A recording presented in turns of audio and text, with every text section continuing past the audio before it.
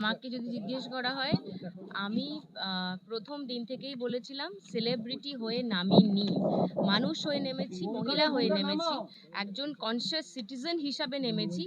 যদি আমার কাজের মাধ্যমে আমার দুজন ফলোয়ার থাকে আর আমি নামছি দেখে যদি আরো দুজন নামেন, সেটা এই কজের জন্যই ভালো। কে আমাকে সেলিব্রিটি মনে করলেন কে করলেন না, তাতে আমার কিছুই কোনোদিনও যায় আসেনি, আজও যায় না।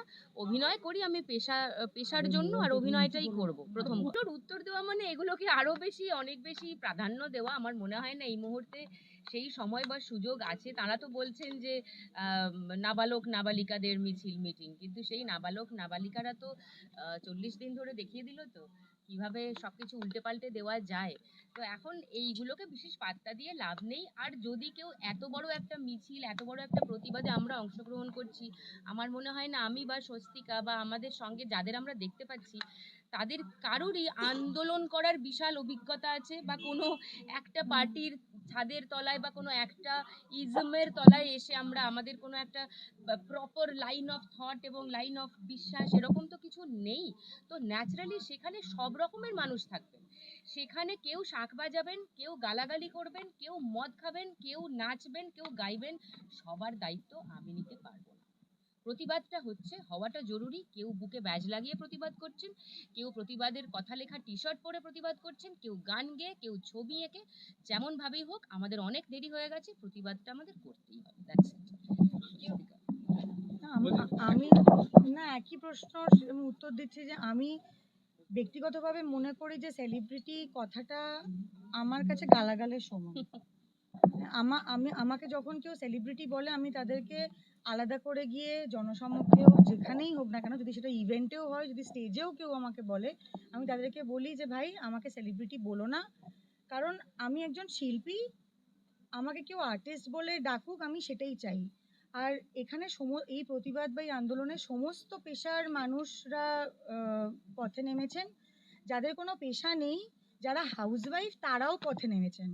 হ্যাঁ, তো এখানে কে সেলিব্রিটি এলো বা এলো না, সেটা সেটা ইম্পর্টেন্টই নয়। আমি বারবার বলছি যে এখানে আমার পেশাটা ইম্পর্টেন্ট নয়, আমার নামটাও ইম্পর্টেন্ট নয়। আমি সহনাগরিক হিসেবে সাধারণ মানুষের মিছিলে সাধারণভাবেই নেমেছি। আমরা খুব সাধারণভাবেই রাস্তায় থাকছি। রাত্রিবেলা যেখান থেকে যেরকম খাবার আসে আমরা ওদের সঙ্গে বসে সেটাই খাই।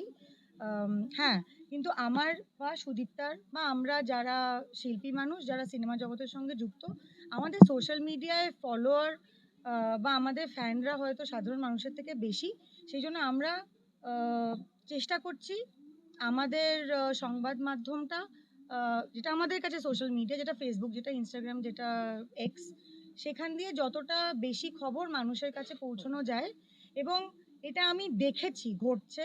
রাত্রিবেলা 1:30 না 2টোর সময় রাস্তা থেকে যদি আমরা একটা ফেসবুক লাইভ করি, যেখানে হয়তো দেখি যে মানুষজন খুব কম, তখন যখন আমরা ফেসবুক লাইভ করছি সেটা দেখে কিন্তু অনেক মানুষ আসছে।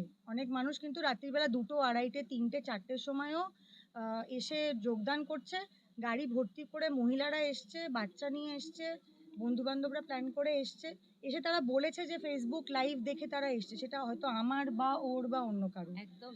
তো এইটুকুনি কাজ যদি আমরা করতে পারি যে আমাদের দেখে আরো মানুষ সাহস পাচ্ছে রাস্তায় নামার, আমাদের কাছে ওইটুকুনি যথেষ্ট, ওটুকুনি আমাদের কাজ। এই সেলিব্রিটি তকমাটা আপনাদের দেওয়া।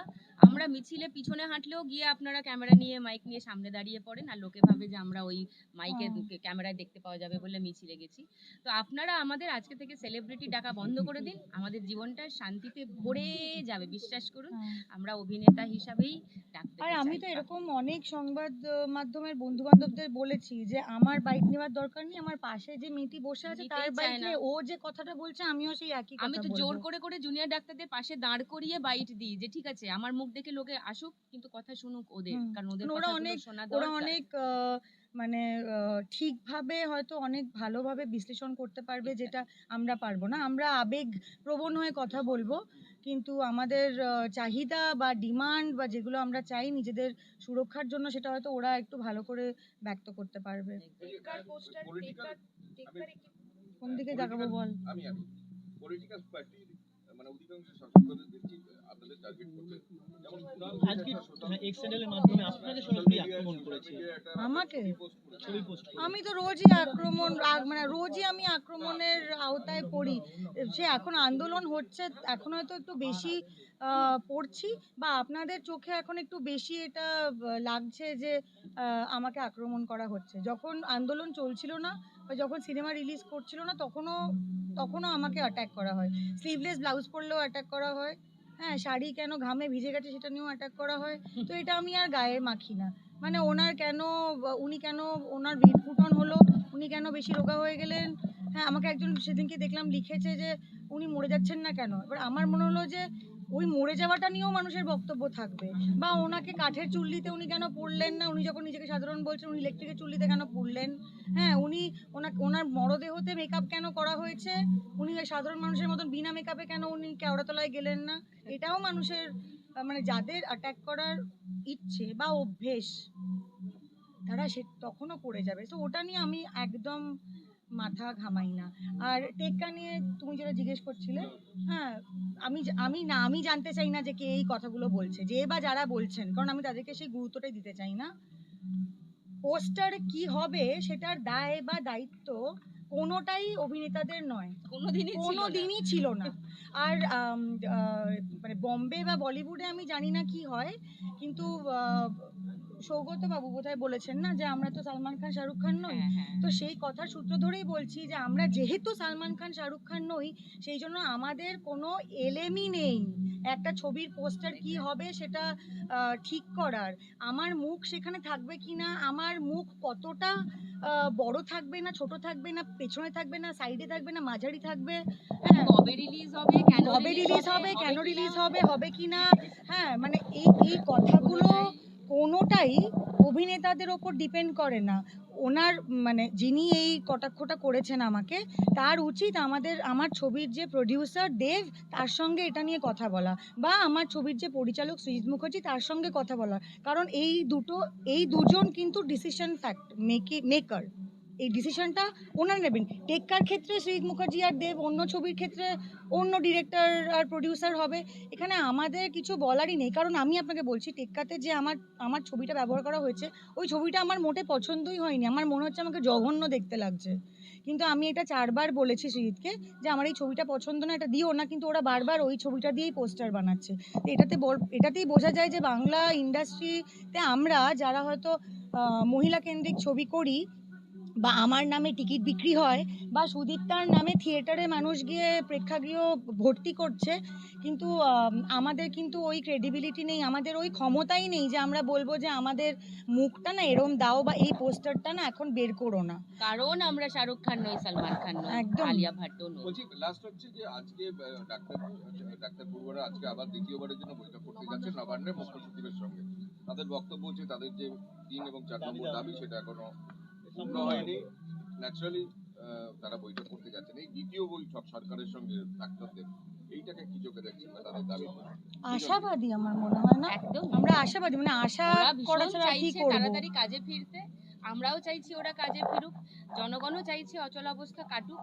তো ওদের দাবিগুলো মেনে নিলে ওরা কাজে ফিরে যাবে। তো ন্যাচারালি তাই নিয়ে যতগুলো মিটিং হয় হোক, কিন্তু জিনিসটা হ্যাঁ সেটেল হোক। হ্যাঁ, আর জিনিসটা সেটেল হয়ে গেলে এই নাবালক বা বালিকা তাদেরও আর রাত জেগে জেগে সেই কষ্ট করতে হবে না। যে নাবালক নাবালিকাদের জন্য আমাদের স্বাস্থ্য ব্যবস্থা পুরো ভেঙে ভেঙে খসে খসে ধুলোয় মিশিয়ে যাচ্ছে ভাঙতে ভাঙতে, সেই নাবালক নাবালিকারা আর তাড়াতাড়ি আমাদের কাজে মতন খুবই মানে বেকার সেলিব্রিটিদেরও, মানুষদের আর মানে যারাই কথাগুলো হয় না। বলছেন পলিটিক্যাল পার্টির মুখপাত্রদের, তাদেরও আমাদের মুখ কম দেখতে হবে। কারণ হ্যাঁ। আপনারা কি আমাদেরকে প্রত্যেক দিন রাস্তায় এরমভাবে পান?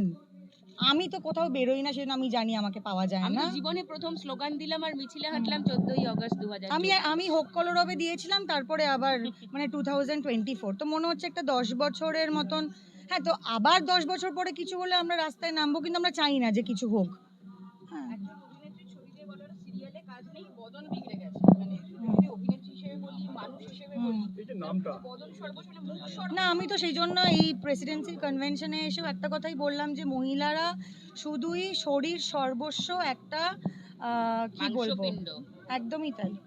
হ্যাঁ, আমাদের নিয়ে যদি কটাক্ষ করতে হয়, আমাদের ইন্টেলেক্ট নিয়ে মানুষের গালাগাল দিক, আমাদের পড়াশোনা নিয়ে গালাগাল দিক, আমাদের মূর্খ বলুক, হ্যাঁ, কিন্তু আমাদের পড়াশোনা বা আমাদের আমরা বলুক যে আমরা আনকাইন্ড, বলুক যে আমরা রুড, বলুক যে আমাদের ব্যবহার খারাপ, এইগুলো দিয়েও তো একটা মানুষ বিচার করা যায় যে কার ভালো ব্যবহার, কার খারাপ ব্যবহার, কে কিরমভাবে মানুষের সঙ্গে কথা বলে।